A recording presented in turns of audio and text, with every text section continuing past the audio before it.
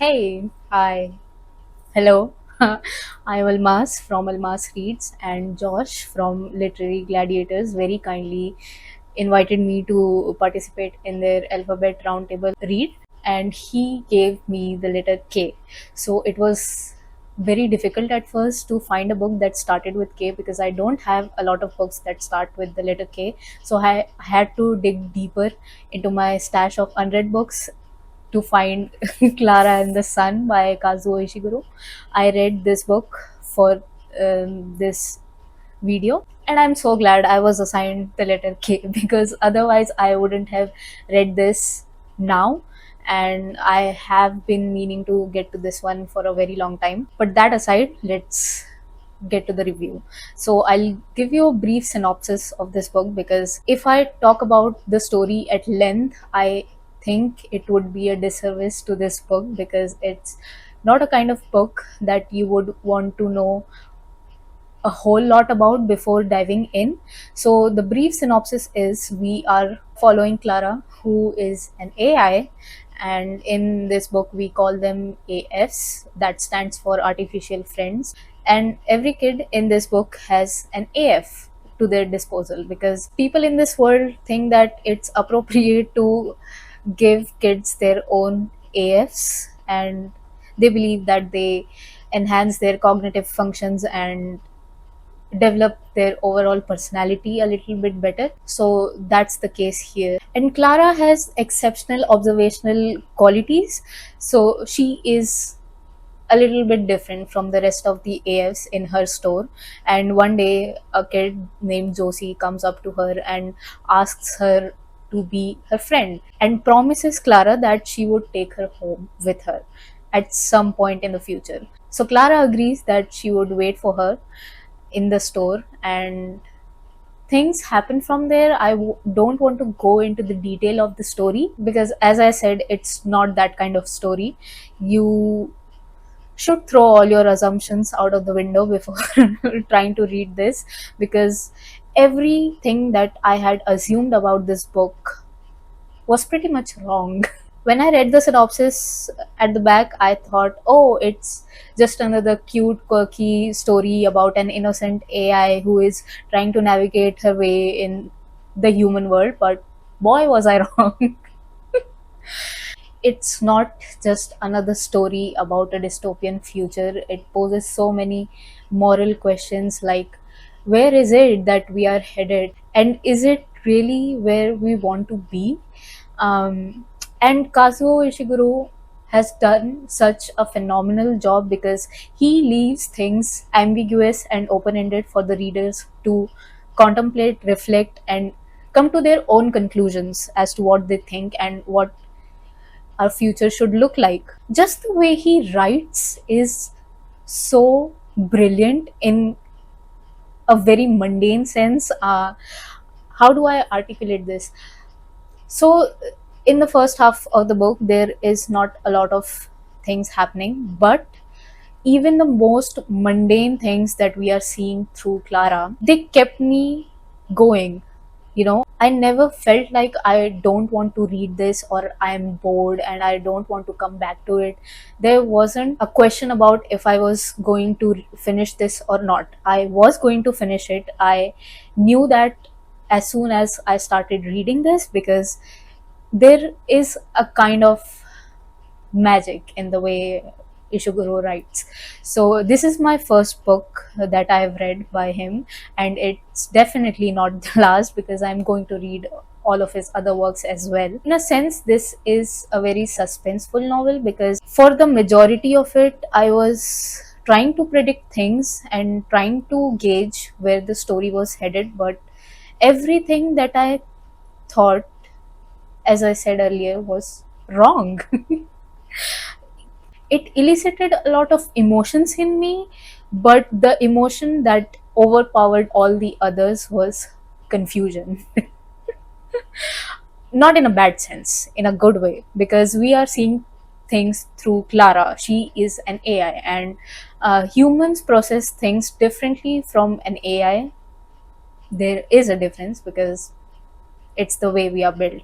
Even if she's very smart, she has excellent observational qualities and skills.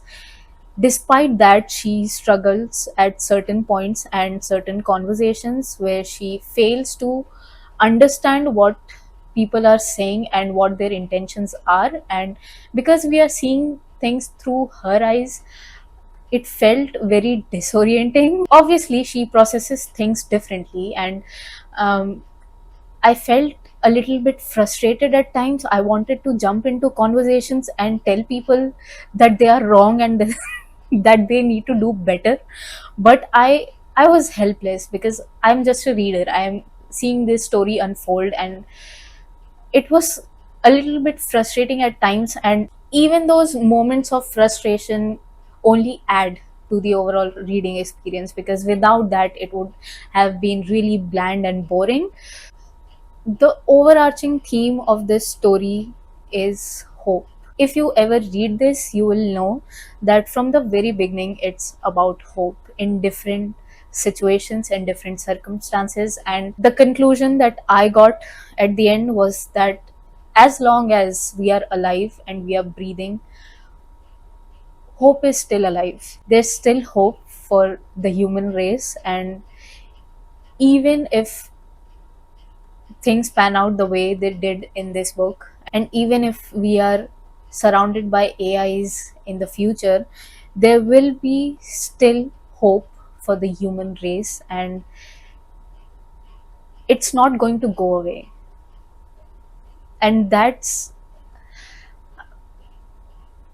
it's a difficult thing to explain, but that made me very emotional, because thinking about a future where AI is overtaking everything and people are losing jobs left and right, you lose hope. You lose hope, especially if you are working in a field where AIs are already starting to take over IT industry and software engineering and things like that. I am an engineer myself. I know how the market is functioning right now, and you lose hope. You lose hope when you read this kind of story. There is a feeling of helplessness and anxiety, but despite that, we as long as we are alive, we have hope, and we need to cling to that, and we need to find solutions and navigate our way accordingly. We need to change ourselves a little bit to accommodate those changes as well. And I never thought I would cry at 3 a.m. in the morning, bawling my eyes out over an AI. I never in my wildest dreams had I imagined I would do that, but I did. It was painful. I cried for like half an hour after finishing this book, and I wasn't expecting that, because although there was a sad undertone in this book throughout, I wasn't expecting myself to cry like the way I did. And that's the second strongest emotion it elicited, the feeling of sadness. I have a couple of pointers if you want to read this. Please throw all of your assumptions out the window if you dive into this, because it will not turn out the way you want it to be. Please read this story for what it is and not how you want it to be. It will get uncomfortable, it will require a lot of contemplation, introspection, so be ready for that.